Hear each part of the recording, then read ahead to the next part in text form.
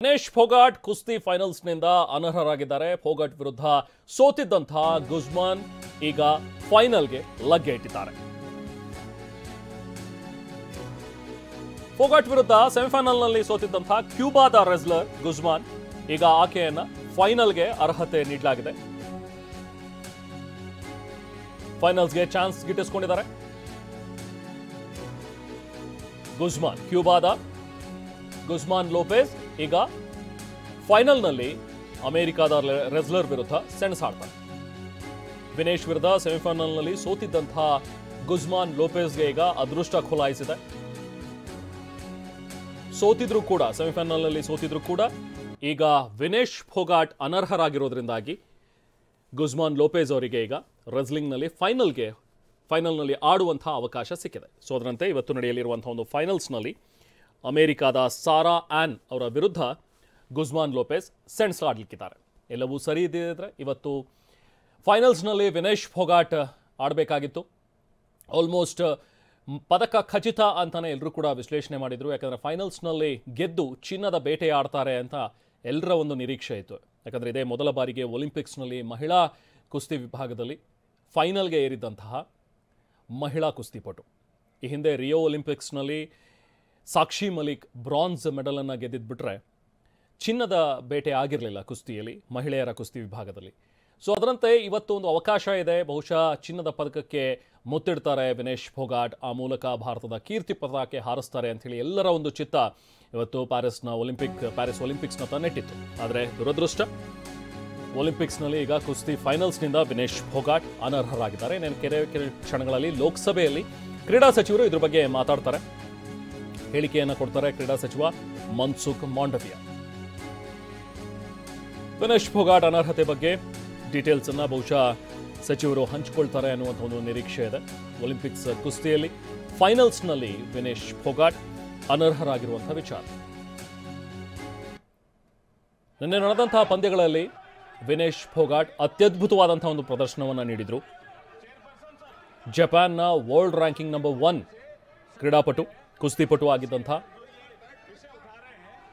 ಯುಕಿ ಸುಸಾಕಿ ಅವರ ವಿರುದ್ಧ ಜಯವನ್ನು ದಾಖಲಿಸಿದಂತಹ ವಿನೇಶ್ ಫೋಗಾಟ್ ಆ ಮೂಲಕ ಒಂದು ಇತಿಹಾಸವನ್ನು ಬರೆದಿದ್ರು. ಯಾಕಂದರೆ 82 ಪಂದ್ಯಗಳನ್ನು ಸತತವಾಗಿ ಗೆದ್ದಿದ್ದಂತಹ ಜಪಾನ್ನ ರೆಸ್ಲರ್ ಅಂತಹ ಕುಸ್ತಿಪಟುವನ್ನು ಸೋಲಿಸಿ ವಿನೇಶ್ ಫೋಗಾಟ್ ಕ್ವಾರ್ಟರ್ ಫೈನಲ್ಸ್ಗೆ ಬಂದರು. ಕ್ವಾರ್ಟರ್ ಫೈನಲ್ಸ್ನಲ್ಲೂ ಕೂಡ ಅತ್ಯದ್ಭುತವಾದಂಥ ಪ್ರದರ್ಶನವನ್ನು ನೀಡಿದರು.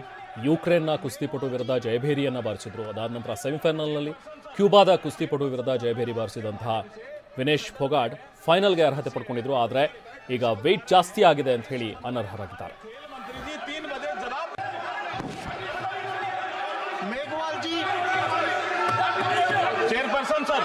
चेयरपर्सन सर, मैं आपके माध्यम से सदन में कुछ सदस्य जो ये विषय उठा रहे हैं, इस संबंध में हमारे खेल मंत्री जी 3 बजे जवाब देंगे.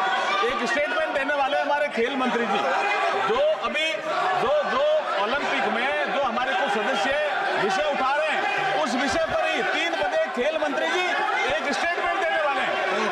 राहुल जी, मेघवाल जी, चेयरपर्सन सर, मैं आपके माध्यम से सदन में कुछ सदस्य जो ये विषय उठा रहे हैं, इस संबंध में हमारे खेल मंत्री जी 3 बजे जवाब देंगे. एक स्टेटमेंट देने वाले हमारे खेल मंत्री जी, जो अभी जो ओलंपिक में जो हमारे कुछ सदस्य विषय उठा रहे हैं, उस विषय पर ही 3 बजे खेल मंत्री जी एक स्टेटमेंट देने वाले हैं. ಒಲಿಂಪಿಕ್ಸ್ನಲ್ಲಿ ಈಗ ಫೈನಲ್ಸ್ನಿಂದ ಅನರ್ಹಗೊಂಡಿರುವಂತಹ ವಿನೇಶ್ ಫೋಗಾಟ್ ಈಗ ನಾಯಕರು ಕೂಡ ಬೆಂಬಲಕ್ಕೆ ನಿಂತಿದ್ದಾರೆ. ಮರುಪರಿಶೀಲನೆ ಸಾಧ್ಯನಾ ಅಂಥೇಳಿ ಪ್ರಧಾನಿ ಕೂಡ ಪ್ರಶ್ನೆಯನ್ನು ಕೇಳಿದ್ದಾರೆ. ಭಾರತೀಯ ಒಲಿಂಪಿಕ್ಸ್ ಅಧಿಕಾರಿಗಳಿಗೆ ಮೋದಿ ಪ್ರಶ್ನಿಸಿದ್ದಾರೆ. ಮತ್ತೆ ಮರುಪರಿಶೀಲನೆ ಮಾಡಿಸಬಹುದಾ ಇಂಟರ್ನ್ಯಾಷನಲ್ ಒಲಿಂಪಿಕ್ಸ್ ಬಗ್ಗೆ, ಒಲಿಂಪಿಕ್ ಅಸೋಸಿಯೇಷನ್ನಲ್ಲಿ ಇದ್ರ ಬಗ್ಗೆ ನಾವು ಮತ್ತೆ ಇದ್ರ ಬಗ್ಗೆ ಏನಾದರೂ ಚರ್ಚೆಗೆ ಅವಕಾಶ ಇದೆಯಾ?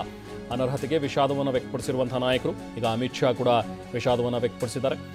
ಅದರ ಜೊತೆಗೇನೆ ಮತ್ತೇನಾದರೂ ಮರುಪರಿಶೀಲನೆ ಮಾಡಬಹುದಾ ಅನ್ನುವಂಥದ್ರ ಬಗ್ಗೆ ಈಗ ಪ್ರಶ್ನೆಗಳಿದ್ದಿವೆ. ಬಟ್ ಸದ್ಯಕ್ಕೆ ಒಲಿಂಪಿಕ್ಸ್ನ ರೂಲ್ಸ್ ಪ್ರಕಾರ ಯಾವುದೇ ಪಂದ್ಯಾವಳಿ ಆರಂಭಕ್ಕೂ ಮುನ್ನ ಮಾರ್ನಿಂಗ್ ಸೆಷನ್ನಲ್ಲಿ ಒಂದು ಚೆಕಿಂಗ್ ಆಗುತ್ತೆ, ಮೆಡಿಕಲ್ ಚೆಕಪ್ ಆಗುತ್ತೆ, ಜೊತೆಗೆ ವೆಯ್ಟ್ ಚೆಕಪ್ ಕೂಡ ಆಗುತ್ತೆ. ಸೊ ಅದರಂತೆ ನಿನ್ನೆ ಕೂಡ ಅವರು ಪಂದ್ಯ ಆಡೋಕ್ಕಿಂತ ಮುಂಚೆ ಬೆಳಿಗ್ಗೆ ವೆಯ್ಟ್ ಚೆಕ್ ಮಾಡಿದರು, ಆವಾಗ ಸರಿಯಾಗಿತ್ತು. 50 kg ವಿಭಾಗದಲ್ಲಿ ಅವರು ಆಡೋದಕ್ಕೆ ಸೂಕ್ತರಾಗಿದ್ದರು. ಸೊ ಹಾಗಾಗಿ ಪಂದ್ಯಗಳನ್ನು ಆಡಿದ್ರು. ಅದಾದ ನಂತರ ಇವತ್ತು ಫೈನಲ್ಗೂ ಮುಂಚೆ ಅವರಿಗೆ ಕೊಟ್ಟಂಥ ಒಂದು 15 ನಿಮಿಷಗಳ ಕಾಲಾವಕಾಶ ಏನಿರುತ್ತೆ ಅದರಲ್ಲಿ ವೆಯ್ಟ್ ಚೆಕ್ ಮಾಡಬೇಕು. ಬಟ್ ಆ ವೆಯ್ಟ್ ಚೆಕ್ ಮಾಡೋ ಸಂದರ್ಭದಲ್ಲಿ ಸುಮಾರು 100 ಅಥವಾ 150 ಗ್ರಾಮ್ ಜಾಸ್ತಿ ಆಗಿದ್ದರಿಂದಾಗಿ ಅವರನ್ನು ಅನರ್ಹರನ್ನಾಗಿ ಮಾಡಲಾಗಿದೆ.